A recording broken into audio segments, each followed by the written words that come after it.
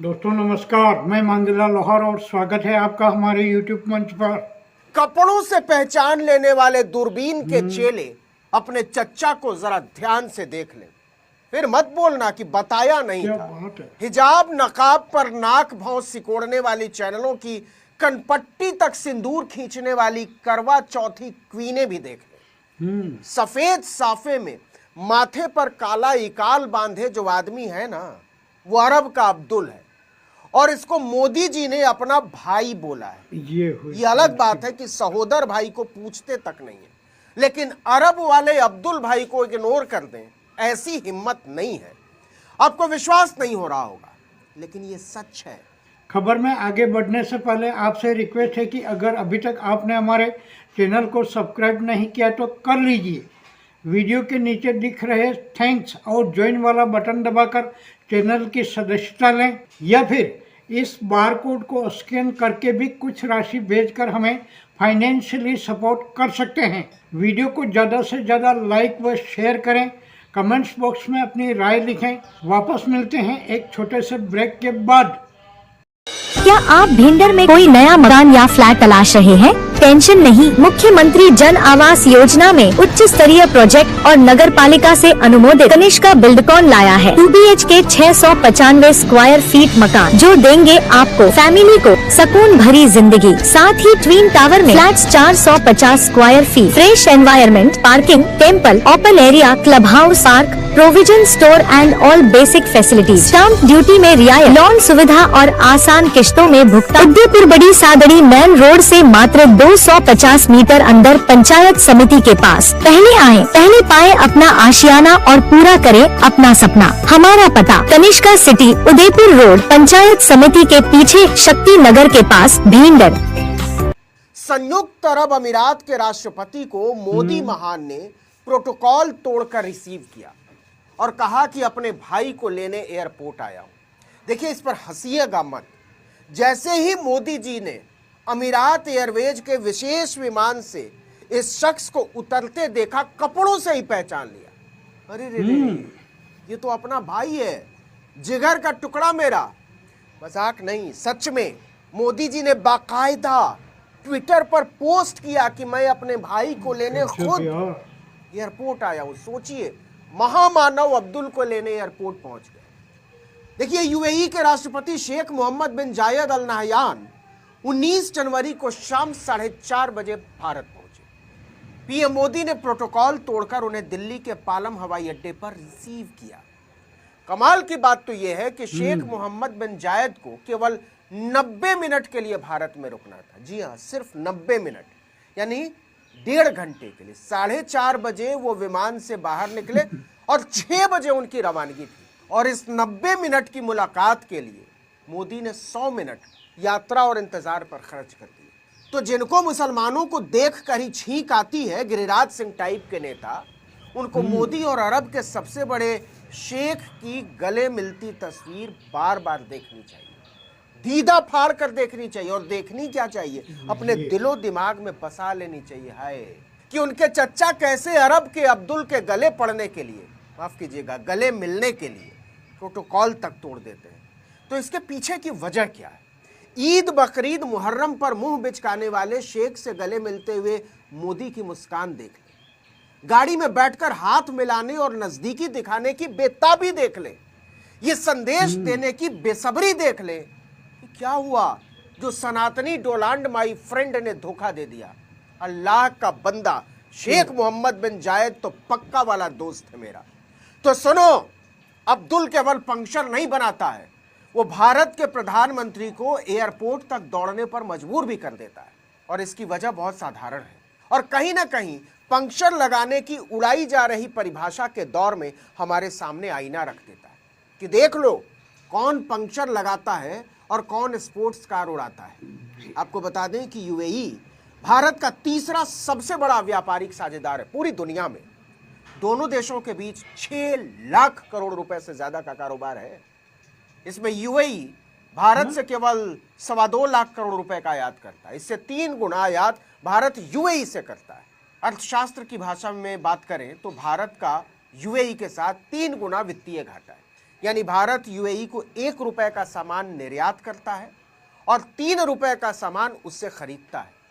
Bharat UAE को petroleum product, metal, stone, gems and jewellery, minerals, food item जैसे अनाज, चीनी, फल और सब्जियां, चाय, मांस और sea food, textile, engineering, machinery product और केमिकल्स एक्सपोर्ट करता है।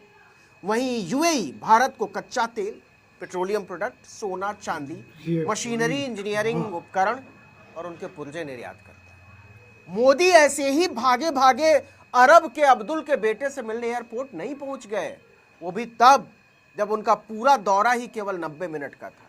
अगर पूरे खाड़ी देशों की बात करें तो सऊदी अरब, ओमान, इराक और कुवैत को मिलाकर भारत जितना एक्सपोर्ट नहीं करता है, उससे 2.25 गुना ज्यादा अकेले यूएई को करता है। ये 4 देश मिलाकर 90,000 करोड़ रुपए पर पहुंचते हैं और यूएई अकेले 2.25 लाख करोड़ का भारतीय सामान आयात करता है। मतलब आज अगर यूएई के अब्दुल चाह ले कि भारत का भट्ठा बैठा देना है तो ऐसा करने में वो सक्षम है और इसमें बहुत ज्यादा समय भी नहीं लगेगा। मोदी के दोस्त डोनाल्ड ट्रंप ने जो नाच नचा रखा है वो किसी से छिपा नहीं है। ऐसे में मोदी की मजबूरी है कि वो अरब के अब्दुल को सलाम ठोकते रहे, ट्रंप के शब्दों में उन्हें खुश करते रहे। प्रधानमंत्री नरेंद्र मोदी के बाद विदेश मंत्रालय ने भी अरब के अब्दुल को खुश करते हुए शेख साहब के दौरे की पूरी जानकारी तफसील से दी, विस्तार से। मंत्रालय ने बताया कि दोनों देशों के बीच लंबे समय से ऊर्जा आपूर्ति को लेकर मजबूत साझेदारी है, करनी ही पड़ेगी, तेल मंगाते हैं वहां से। साथ ही लोकल करेंसी सेटलमेंट सिस्टम और द्विपक्षीय व्यापार समझौते ने भी आर्थिक रिश्तों को और मजबूती दी है। आगे फरमाया कि यह दौरा Bharat UAE comprehensive strategic partnership को और आगे बढ़ाने तथा आपसी हितों से जुड़े क्षेत्रीय और वैश्विक मुद्दों पर सहयोग के नए रास्ते खोलने का अवसर देगा। इंदिरा गांधी के दौर पर वल्लाह खुशी जताते हुए मोदी के विदेश मंत्रालय ने इतिहास की भी याद दिलाई। फरमाया कि भारत और यूएई के बीच 1972 में राजनयिक संबंध स्थापित हुए थे। गनीमत इंदिरा गांधी को इसके लिए गाली नहीं दी।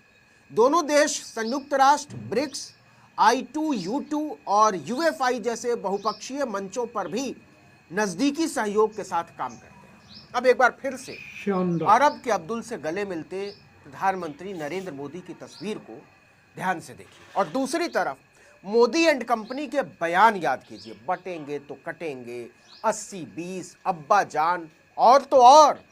ये भी सुन लीजिए। ये संपत्ति इकट्ठी करके किसको बांटेंगे?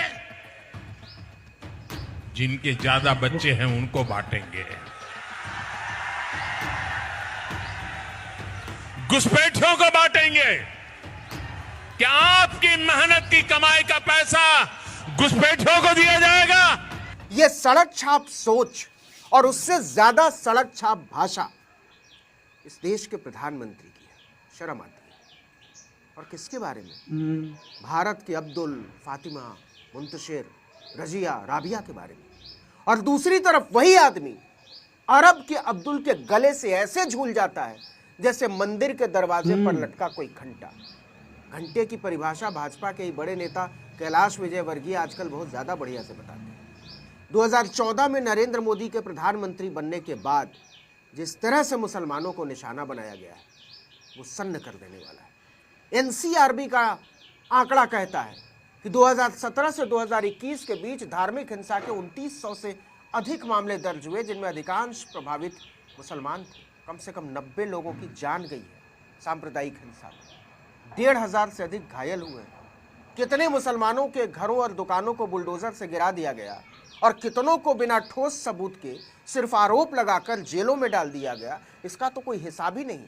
जो ज्यादा डरावना है वो ये कि जिसने भी इसके खिलाफ आवाज उठाने की कोशिश की उसी को शांत कर दिया गया। भारत सरकार तो छोड़िए, भारत के संगठनों ने भी इस पर डर के मारे चुप्पी साध ली। गैर सरकारी संगठनों ने और ऑक्सफैम या एमनेस्टी इंटरनेशनल जैसे संगठनों ने जब इस पर अध्ययन किया, कहानियां दुनिया के सामने रखी, तो उन्हें भारत से बाहर का रास्ता दिखा दिया।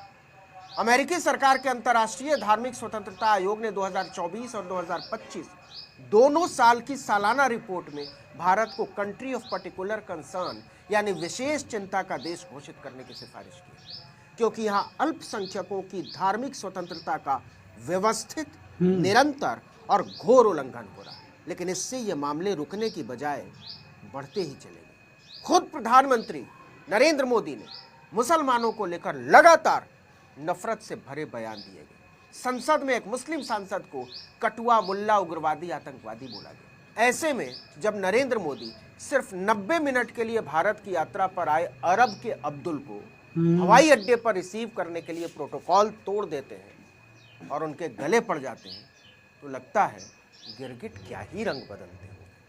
बहरहाल वीडियो को देते हैं यहीं विराम, फिर मिलते हैं किसी दूसरी खबर के साथ। दीजिए इजाजत, नमस्कार।